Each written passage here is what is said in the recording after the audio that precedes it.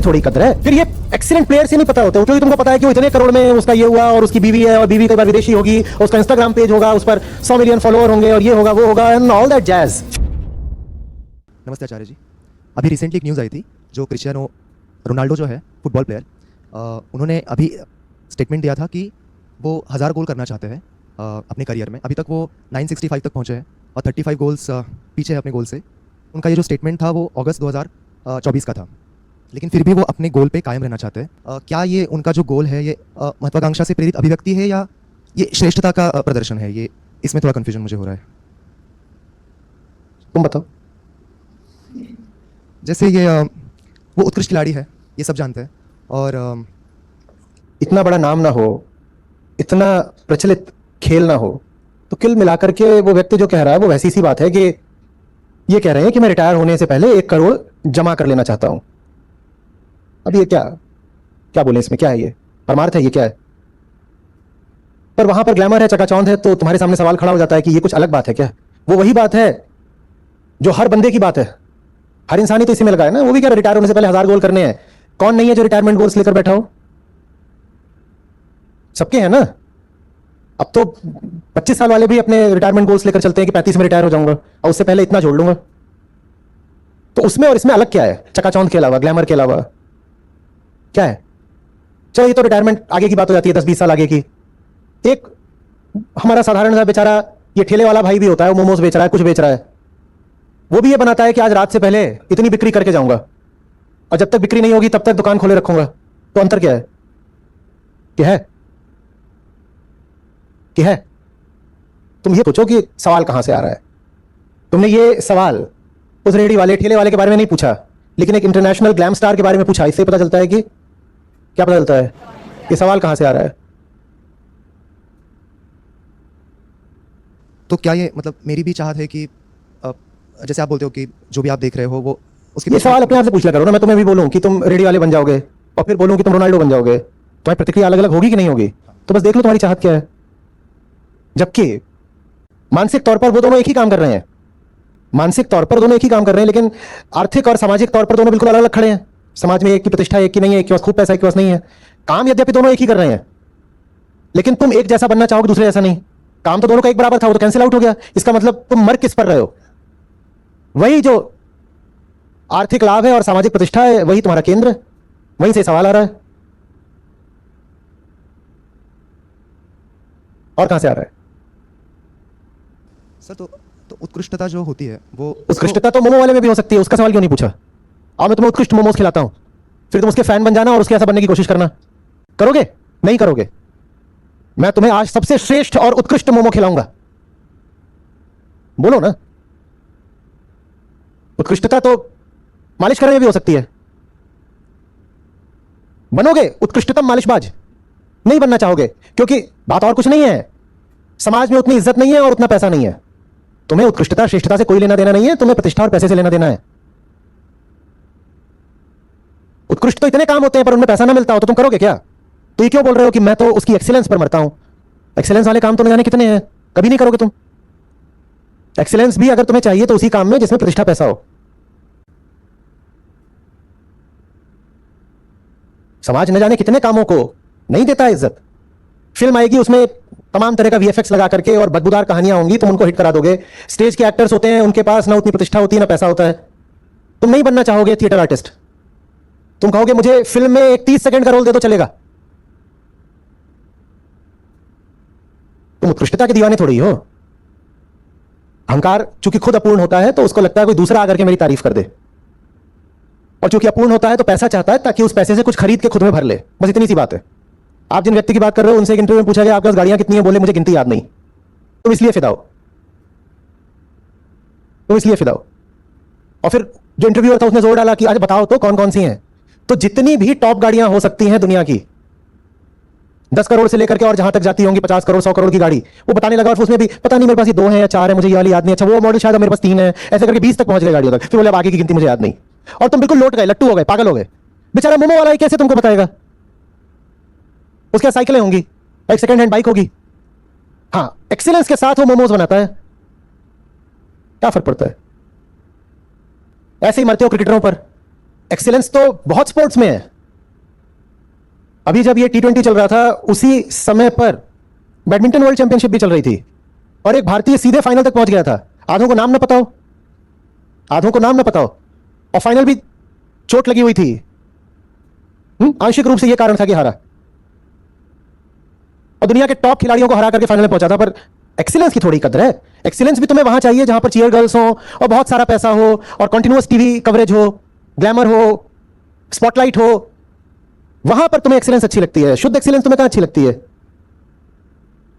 कम से कम अभी 10 ऐसे स्पोर्ट्स हैं जिसमें इंडियन एथलीट्स दुनिया में टॉप 5 या टॉप 10 में आते हैं। तुम नाम नहीं बता पाओगे, नहीं पता होगा। क्यों? क्योंकि वहां पर पैसा नहीं है। हाँ, कोई बहुत साधारण से क्रिकेटर होगा जिसको टेस्ट क्या वनडे टीम में भी जगह नहीं मिल सकती है, वो किसी क्लब के लिए खेलता है, तुम उसके दीवाने रहोगे क्योंकि तुमको पता है कि वो इतने करोड़ में उसका ये हुआ और उसकी बीवी है और बीवी कई बार विदेशी होगी, उसका इंस्टाग्राम पेज होगा, उस पर 100 मिलियन फॉलोअर होंगे और ये होगा वो होगा एंड ऑल दैट जैज। पागल हो रखे होगे और फिर कहोगे ये तो मैं उसका दीवाना इसलिए हूं क्योंकि वो क्रिकेट में एक्सीलेंट है। तुम्हें क्रिकेट से दो कौड़ी का मतलब नहीं है, तुम्हें किसी स्पोर्ट से कोई मतलब नहीं है, तुम्हारा मतलब सिर्फ पैसे से और प्रतिष्ठा से है। वो किसी भी और चीज में मिलने लग जाएगी, तुम करने लग जाओगे, और ऊंचे से ऊंचे काम में वो चीज नहीं मिलेगी तो तुम नहीं करोगे वो काम। ये सवाल पूछना अपने आप से कि तुम उन्हीं एक्सीलेंट लोगों पर क्यों मरते हो जिनके पास खूब,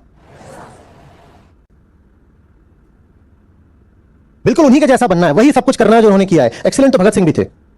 आओ उनकी राह चलें। आओ बेटा, सरफरोशी की तमन्ना, आओ। फंदा उधर है, आओ चलें। आओ ना, वो भी एक्सीलेंट थे, वो कहीं ज्यादा एक्सीलेंट थे। आओ उनकी राह चलो। नहीं नहीं सर, रोनाल्डो सर, रोनाल्डो। फिर ये एक्सीलेंट प्लेयर से नहीं पता होते, उनसे ज्यादा उनकी बीवियां पता होती हैं। और ये एक्सीलेंट प्लेयर्स भी पूरा ख्याल रखते हैं कि बीवियां हॉट होनी चाहिए। और कई बच्चे होंगे उनके लिए, बहुत सारे बच्चे, जैसे कार्स की गिनती नहीं। फिदा हो जाते हो, कहते ये देखो ये होती है ना जिंदगी।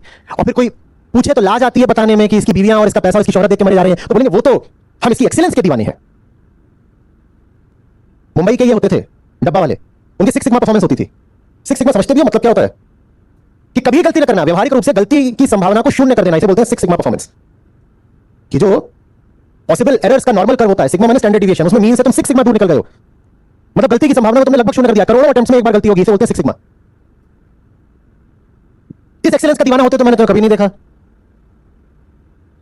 जिस स्कूल बस से तुम जाते रहोगे बचपन में स्कूल, बिल्कुल हो सकता है कि उसके जो ड्राइवर हो वो उसी स्कूल में पिछले 40 साल से काम कर रहे हो, 25 से शुरू करके 65 के हो गए हो, और पता है कि बस में बच्चे रहते हैं तो कभी भी बस पर खरोच भी ना आने दियो। अगर गिनोगे कि कितने ऐसे पॉइंट्स हो सकते थे जहां कोलिजन हो सकता था पॉसिबली, और कोलिजन के पॉइंट्स तो हर मिनट में आते हैं, तो पता चलेगा कि तुम्हारे बस वाले भैया भी 6 सिग्मा परफॉर्मेंस दे रहे थे। उनकी श्रेष्ठता के कभी दीवाने हुए तुम? हुए क्या? रोनाल्डो पास रोनाल्डो भी देता है, पास तो तुम्हारे बस वाले भैया भी देते थे, पर एक पास में ग्लैमर है और दूसरे पास में कुछ नहीं है। क्या कर रहा है बंदा? बस जॉब कर रहा है अपनी, और क्या कर रहा है? आप अपने जिन आदर्शों को बनाते हो और फिर उनको जो कारण बता के घोषित करके पूछते हो, इतना तो पूछ लो कि कारण वही है कि कुछ और है। इतना तो पूछ लो कि कारण वही है कि कुछ और है। आपको पता भी नहीं होता कि आपको जो पसंद आ रहा है किस वजह से पसंद आ रहा है। हाँ, और अगर आपको पता भी होता है तो समाज के आगे आप इतने शर्मिंदा होते हो कि असली वजह तो कोई बता ही ना पाओ, दूसरों को क्या खुद कोई ना बता पाओ, तो आप वजह भी वही घोषित करते हो जो समाज स्वीकृत होती है। बताऊं मैं आपको कहां गया परिणय? यही खड़ा था अभी, ये अभी यहां पे खड़ा होकर के मुझे इशारा कर रहा था। मालूम है क्या इशारा कर रहा था? आप बता क्या इशारा कर रहा था माइक पे? अभी यही खड़ा था, देखा था? ये मुझे इशारा करके गया। बोल क्या बोल के गया? शर्ट ठीक करने के लिए। अब यहां से मेरी शर्ट फटी नहीं होगी, मेरे सामने आईना नहीं है, ऐसा तो नहीं कि फट गई है कि चाय गिरा दिया कुछ हो गया है, पर मुझे इशारा कर रहा है। वो शायद ये बोल रहा होगा सिलवट आ रही है, ऐसा कुछ हो रहा है। क्या हो रहा है जी भाई? जी हाँ, ये हाँ, ये ऊपर कुछ हो रहा होगा, समथिंग एनीथिंग। उसको ये क्यों इशारा करना पड़ रहा है? ये कपड़े भी उसी ने चुन के दिए हैं, वही ये सब करता है। इसलिए करना पड़ रहा है क्योंकि वो कहता है कि आप जैसे हो वैसे ही इनके सामने आ गए तो आपको सुनेंगे भी नहीं। आपको नहीं पता आप किसी को किस कारण से पसंद करते हो। वो कह रहा है रिकॉर्डिंग में अगर ये दिख गई कि यहां पे सिलवटें या कुछ है, तो जो लोग आपको देखकर गीता के पास आ सकते थे वो नहीं आएंगे, कहेंगे अरे इसकी तो सिलवटें पड़ी हुई है। आपको कैसा थोड़ी होता है, हम तो आपकी वाणी सुनते हैं, हमें पता है क्या होता है। हम उस युद्ध के बीचों बीच खड़े हैं, बहुत अच्छे तरीके से जानते हैं यहां पर क्या चलता है क्या नहीं चलता है, वार कहां से आता है, चोट कहां पर लगती है, हम जानते हैं, हमसे पूछो। वो व्यर्थी इशारे नहीं कर रहा। बिल्कुल हो सकता है आपको आचार्य जी को सुनते हैं, आचार्य जी को सुनते हैं, क्यों सुनते हैं? अब यही आचार्य जी ऐसे हो जाओ, गायब हो जाओ।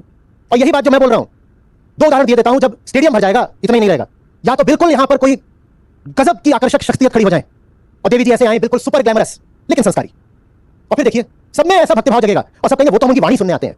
तुम वाणी सुनने आते हो, हा हा हा।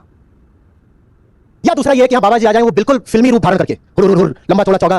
किसी को तो सबसे पहले इसी बात पर खारिज कर दिया करो, रिजेक्ट कर दिया करो, चोगा डाल रखा है। पूछो तुझे चोगा अलग से सिलवाने की डिजाइनर चोगा जरूरत क्या पड़ी, और तूने कितनी मेहनत करके तो चोगा सिलवाया होगा, बाजार में तो मिलता भी नहीं है। मैंने तो इतनी मेहनत करता है सिर्फ हमको भ्रम में डालने के लिए, अपनी एक छवि प्रोजेक्ट करने के लिए।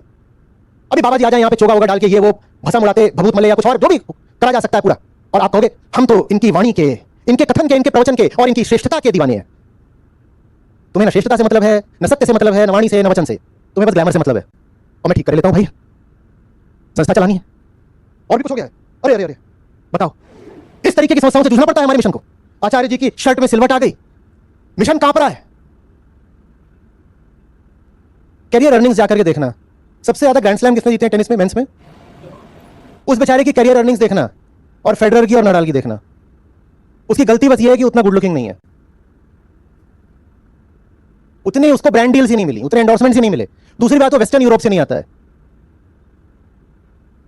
यूरोप में भी जो वेस्टर्न यूरोप है ना, उसका एक ग्लैमर है, जलवा है। स्पेन भी खिंच जाता है वेस्ट के नाम पे, तो नडाल भी खिंच गया, वरना स्विट्जरलैंड है, जर्मनी है, ब्रिटेन है, ये होते हैं द रियल वेस्ट। जो कुछ बेचारा कहां से आता है, वे कैसे लोग हो यार, सर्बिया से, अनग्लैमरस। दिखने में भी वो ऐसा कुछ नहीं लगता कि